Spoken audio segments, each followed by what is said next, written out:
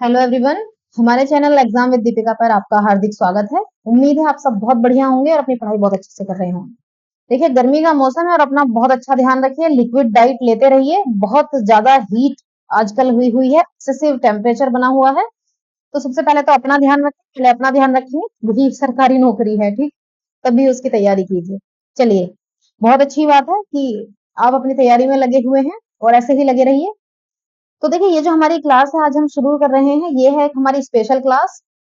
ये हमारी 40 क्वेश्चंस की क्लासेस है और ये जीके और जीएस की क्लासेस है। कुछ दिनों से किसी कारणवश ये क्लास हम नहीं दे पा रहे थे, परंतु अब आपकी ये क्लास कंटिन्यू रहेगी, ठीक है। तो चलिए शुरू करते हैं आज की क्लास। हमारा पहला क्वेश्चन है, आर्द्रता के स्तर को मापने के लिए किस उपकरण का उपयोग किया जाता है। देखिए, आपके सामने चार ऑप्शंस हैं, फैथोमीटर, गैल्वेनोमीटर, हाइग्रोमीटर, हाइड्रोमीटर। अब आपको बताना है कि इसमें से आर्द्रता के स्तर को हम किससे मापते हैं। देखिए, आर्द्रता का जो स्तर है वो मापा जाता है हाइग्रोमीटर से, ठीक है।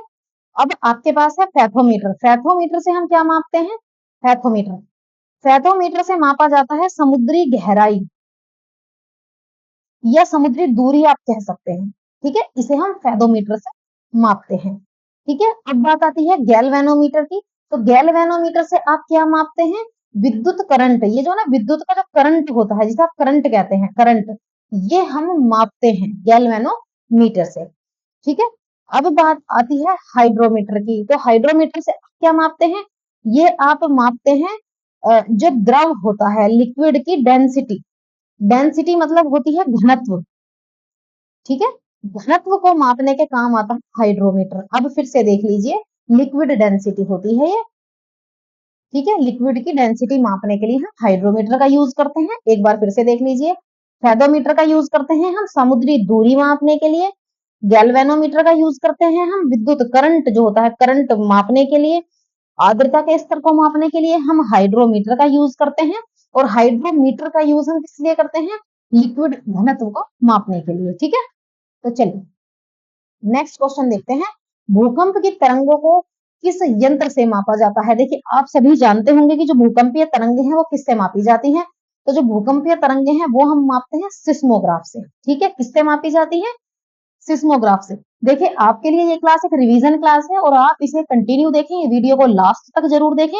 इसमें सभी इंपॉर्टेंट क्वेश्चंस हैं। आप चाहे कोई भी एग्जाम दे रहे हो, चाहे वो एसएससी का है, चाहे वो यूपी पुलिस आपका एग्जाम आ रहा है, चाहे एसएससी का कोई भी है, सीजीएल है या सीपीओ है या आरपीएफ का है, कोई भी एग्जाम आप देने चाह रहे हैं, ठीक है।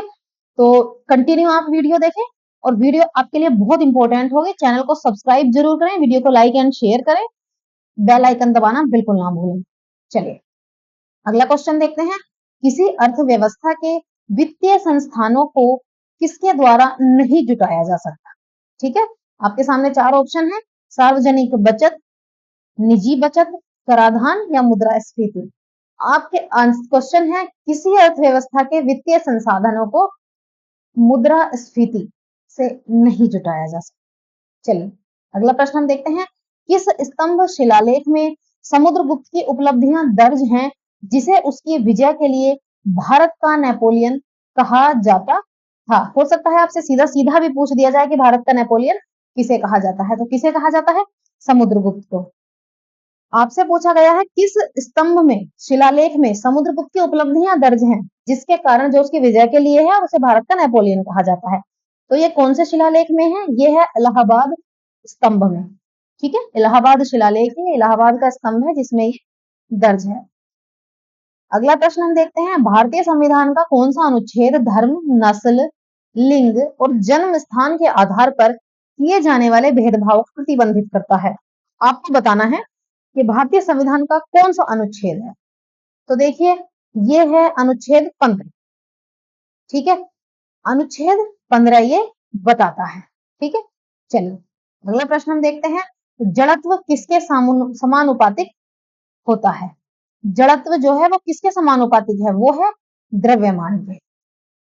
चलिए अगला प्रश्न हम देखते हैं, निम्न में से कौन सा समीकरण भौतिकी में दाब को दर्शाता है। तो भौतिकी में जो दाब को दर्शाता है आपको पता है, वो बल, एरिया है। चलिए अगला प्रश्न हम देखते हैं, आपके साथ दिया गया है ब्लैंक, एक प्रकार का प्रत्यक्ष कर है जो भारतीय शेयर बाजार के माध्यम से प्रतिभूतियों की खरीद और बिक्री के समय लगाया जाता है? बताइए इनमें से कौन सा वो कर है जिसे क्या कहते हैं? स्टाम्प शुल्क, शेयर और प्रतिभूति शुल्क, स्टाम्प और प्रतिभूति शुल्क या प्रतिभूति लेन-देन कर। आपको बताना है वो कौन सा कर है। तो देखिए वो है प्रतिभूति लेन-देन कर। इसे हम क्या कहेंगे? प्रतिभूति लेन-देन कर। इंग्लिश में क्या है? Securities transaction tax. ठीक है, अगला प्रश्न देखते हैं। समुद्र तल पर सामान्य वायुदाब क्या है? बहुत बढ़िया क्वेश्चन है। समुद्र तल पर जो सामान्य वायुदाब है वो कितना है? वो है 1013.25 मिलीबार। ठीक है, ये समुद्र तल पर सामान्य वायुदाब है। अगला प्रश्न हम देखते हैं। निम्न में से किस वस्तु या सेवा पर जीएसटी लागू नहीं है? आपके सामने चार ऑप्शंस हैं। ऑटोमोबाइल, सैलून की सेवाएं, रेस्टोरेंट की सेवाएं या शराब। इनमें से किस पर जीएसटी नहीं है? इनमें से अल्कोहल पर जीएसटी नहीं है। चलिए अगला प्रश्न है। भारत के केंद्रीय बजट में किस वर्ष पहली बार लिंग बजट विवरण प्रस्तुत किया गया था? यह विवरण प्रस्तुत किया गया था सन 2005 से 6 के केंद्रीय बजट में। ठीक है, चलिए अगला प्रश्न हम देखते हैं। निम्नलिखित में से कौन जीडीपी यानी सकल घरेलू उत्पाद, स्थायी पूंजी निर्माण और अन्य व्यापक आर्थिक समुच्चय से युक्त राष्ट्रीय लेखा सांख्यिकी नामक एक वार्षिक दस्तावेज का प्रकाशन करता है? तो ये कौन है? तो आपको पता है ये है the central statistics office, CSO इसे हम कहते हैं, केंद्रीय सांख्यिकी कार्यालय। अगला प्रश्न देखते हैं। भारतीय संविधान का कौन सा अनुच्छेद लोकसभा में अनुसूचित जातियों, अनुसूचित जनजातियों के लिए सीटों के आरक्षण का प्रावधान करता है? अब आपको बताना है कौन सा अनुच्छेद है वो। तो वो है अनुच्छेद 330। अनुच्छेद 330 क्या करता है? ये लोकसभा में अनुसूचित जातियों और अनुसूचित जनजातियों के लिए सीटों के आरक्षण का प्रावधान करता है।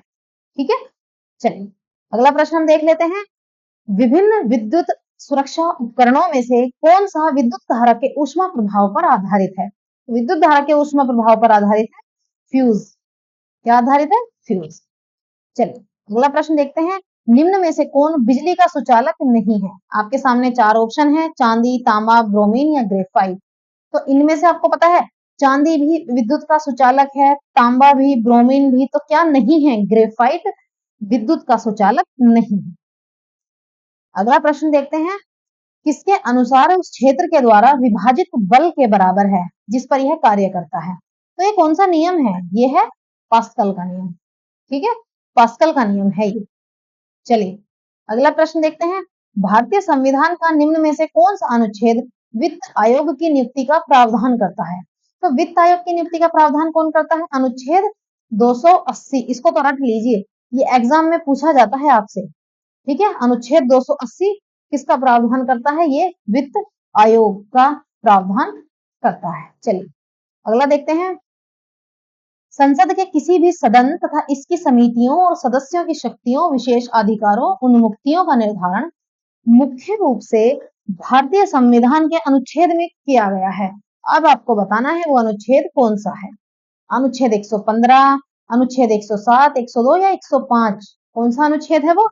105। चलिए अगला प्रश्न देखते हैं। चोल वंश के अंतर्गत किसानों की बस्तियों को किस नाम से जाना जाता था? तो इस दौरान बताइए, चोल वंश के अंतर्गत किसानों की बस्तियों को क्या कहते थे? नाड़ू, चलती, उर या तालुका? तो इस समय किसानों की बस्तियों को कहा जाता था उर, उर कहते थे। अगला प्रश्न देखते हैं। मगध एक शक्तिशाली महाजनपद होते हुए भी वैशाली कहाँ है? अभी बिहार में। वैशाली में अपनी राजधानी वज्जी सहित प्रशासन के एक अन्य स्वरूप के अधीन था। वो क्या कहलाता? उसे हम क्या कहते थे? समाजवाद, लोकतंत्र, गण और संघ या पंचायती? उसे क्या कहते थे? गण और संघ। ये पूछे जाते हैं प्रश्न। अगला प्रश्न देखते हैं। हर्यक वंश से मगध का प्रथम शासक कौन था? तो हर्यक वंश से जो मगध का प्रथम शासक था वो था बिंबिसार। ठीक है, चलिए अगला प्रश्न है। ग्रेट बैरियर रीफ कहाँ स्थित है? तो जो ग्रेट बैरियर रीफ है ये ऑस्ट्रेलिया में स्थित है और ये इंपॉर्टेंट क्वेश्चन है। ठीक है, ग्रेट बैरियर रीफ कहाँ है? ऑस्ट्रेलिया में स्थित है। अगला प्रश्न है। घरेलू विद्युत परिपथ में प्रयुक्त फ्यूज के लिए जो रेटिंग है निम्न के आधार पर प्रदान की जाती है। ठीक है, इसमें प्रयुक्त जो फ्यूज है उसके लिए रेटिंग हम कहाँ से देते हैं? करंट से। करंट के आधार पर इसे रेटिंग दी जाती है। अगला प्रश्न है, नोबेल पुरस्कार विजेता उस अमेरिकी अर्थशास्त्री का नाम बताइए जिनकी यूएस कांग्रेस को सौंपी गई राष्ट्रीय आय 1929 से 1935 शीर्षक वाली रिपोर्ट ने देश के समग्र कल्याण के अंतिम माप के रूप में सकल घरेलू उत्पाद की गणना का मार्ग प्रशस्त किया। तो ये कौन थे? साइमन कोजनेस। अगला प्रश्न हम देखते हैं, राजाधिराज चोल शासकों के राजस्व प्रशासन के संबंध में शब्द जो था शालाभोग, उसका अर्थ क्या है? किसका था ये? चोल शासक था राजाधिराज, उसके प्रशासन से ये संबंधित था, राजस्व प्रशासन। क्या शब्द था? शालाभोग। शालाभोग अर्थ क्या होता है? ठीक है, शालाभोग का अर्थ होता है विद्यालय के रखरखाव के लिए दान दी गई भूमि, उसे हम क्या कहते थे? शालाभोग। चोल शासकों की बात हो रही है। अगला प्रश्न है, धातुओं में विद्युत चालकता को इलेक्ट्रॉनिक चालकता कहा जाता है, तो ये क्या है? आपको बताना है। ये क्या है? तापमान होने में वृद्धि होने पर ये कम हो जाती है। ठीक है, चलिए अगला प्रश्न हम देखते हैं, वे मामले जो औचित्य प्रश्न नहीं होते उन्हें लोकसभा के नियम के तहत विशेष उल्लेख के तरीके से उठाया जा सकता है। कौन से नियम? ये है 377, नियम 377 के तहत। अगला प्रश्न है, चंद्रगुप्त प्रथम को कौन सा राज्य लिच्छवी से दहेज में मिला था? तो कौन सा राज्य इन्हें दहेज में मिला था लिच्छवी से? पाटलिपुत्र। पाटलिपुत्र इन्हें दहेज में मिला था। अगला प्रश्न है, भारत में केंद्रीय राजस्व बोर्ड अधिनियम किस वर्ष प्रवर्तित किया गया था? तो आपको बताना है ये किस वर्ष प्रवर्तित किया गया था? 1963। चलिए अगला प्रश्न हम देखते हैं, भारतीय संविधान के निम्न में से किस अनुच्छेद का संबंध भारत के राष्ट्रपति के चुनाव से है? बहुत बढ़िया अनुच्छेद आपको दिए गए हैं। तो देखिए ये कौन सा है? ये है अनुच्छेद 54। जो आर्टिकल 54 है ये राष्ट्रपति के चुनाव से संबंधित है। अगला प्रश्न देखते हैं, प्लेट विवर्तनिकी के संबंध में निम्नलिखित में से कौन सा कथन सही नहीं है? आपके सामने चार ऑप्शन है। यूरेशियन प्लेट काफी हद तक एक महासागरीय प्लेट है, या प्रमुख विवर्तनिकी जो प्लेटें हैं युवा वलित पर्वत चोटियां खाइयों और भ्रंशों से घिरी हुई है, या विवर्तनिकी प्लेटों का विस्तार एस्थेनोस्फीयर के ऊपर क्षैतिज रूप से हुआ है, या पृथ्वी की सतह 7 प्रमुख प्लेटों में विभाजित है। देखिए यह बात बिल्कुल सही है कि पृथ्वी की जो सतह है वो 7 प्रमुख प्लेटों में विभाजित है, बिल्कुल सही बात है। अगला कहता है विवर्तन की प्लेटों का विस्तार एस्थेनोस्फीयर के ऊपर क्षैतिज रूप से हुआ है, बिल्कुल सही बात है। अगला है प्रमुख विवर्तनिकी प्लेटें युवा वलित जो पर्वत चोटियां हैं खाइयों और भ्रंशों से घिरी हुई, सही है। गलत ऑप्शन क्या है? यूरेशियन प्लेट काफी हद तक एक महासागरीय प्लेट है, ये ऑप्शन आपका गलत है। चलिए अगला देखते हैं, चैनल है अंडमान और निकोबार द्वीप समूह, ये कौन सा चैनल है जो अंडमान निकोबार द्वीप समूह अलग करता है? आपके सामने ऑप्शंस हैं 10 degree channel, 6 degree, 8 degree, 12 degree, कौन सा है? तो आपको बताना है कौन सा चैनल है? 10 डिग्री। तो 10 डिग्री जो चैनल है वो अंडमान निकोबार द्वीप को अलग करता है। अगला देखते हैं प्रश्न, एक निश्चित समय सीमा में देश की सीमाओं के भीतर उत्पादित सभी अंतिम वस्तुओं और सेवाओं का अंतिम मूल्य क्या होता है? उसे हम क्या कहते हैं? उसे हम कहते हैं जीडीपी, सकल घरेलू उत्पाद। ठीक है, चलिए अगला प्रश्न हम देखते हैं, चैनल टनल समुद्र के भीतर स्थित एक टनल का नाम है जो किसको जोड़ता है? चैनल टनल है ये। तो देखिए पहले हम इसे देख लेते हैं, चैनल टनल किसको, कहाँ है ये है फ्रांस और इंग्लैंड में। ठीक है, चलिए अगला प्रश्न देखते हैं, बाबुल मंडब या बाब एल मंदब इसे कहते हैं, ये जल संधि किन दो जल निकायों को जोड़ती है? ये जो जल संधि है ये किन दो जल निकायों को जोड़ती है? तो ये जोड़ती है लाल सागर को और अदन की खाड़ी। ठीक है, लाल सागर और अदन की खाड़ी को ये जोड़ती है। तो चलिए आज की क्लास में इतना ही। आपके लिए इसमें बहुत इंपॉर्टेंट क्वेश्चंस थे, आपको रिवीजन बताइए, इसमें कमेंट करके जरूर बताइए आपको ये रिवीजन कैसा लगा, ये रिवीजन क्लास थी आपकी। तो चलिए हम आपकी ये क्लास अब कंटिन्यू रखेंगे, किसी कारणवश हम इसे नहीं दे पाए थे कुछ दिनों से, बट अब ये कंटिन्यू रहेगी। ठीक है, तो चलिए चैनल पर बने रहिएगा, वीडियोस को लाइक एंड शेयर जरूर करें, चैनल को सब्सक्राइब जरूर करें, बेल आइकन दबाना बिल्कुल ना भूलें। चलिए मिलते हैं नेक्स्ट क्लास में। Thanks for watching.